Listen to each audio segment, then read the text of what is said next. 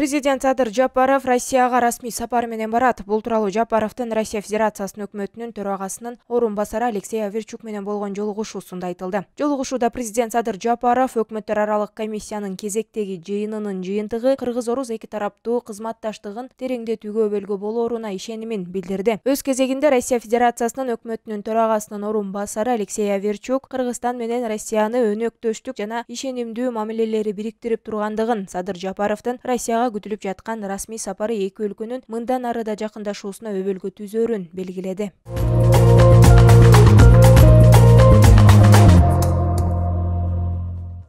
Ошто 19 банкоматты талкалап, ичинен акча уурдоого шектелип 2 жаран кармалды. Бул тууралуу Ош шаардык ички иштер башкармалыгынан билдиришти. Тергөө кызматынын алгачкы маалыматтарына караганда, Ош шаары, Өзгөн, Кара Суу, Ноокат райондорунда жана Жалал Абад облусунун Базар Коргон районунда өткөн жылдын январь айынан быйылкы жылдын февраль айларынын аралыгында 19 жолу банкомат уурдалган. Чектүү катары кармалган Ош облусунун Ноокат районунун 31 жаштагы тургуну жана Ош шаарынын 37 жаштагы тургуну мурда бир нече жолу сот жообуна тартылышкан. Шектүүлөр Ош шаардык соту тарабынан тергөө иштери аяктаганга чейин абакта кармоо боюнча башкаруу чарасы тандалып, Ош шаарындагы номер 5 тергөө изоляторуна кармалууда.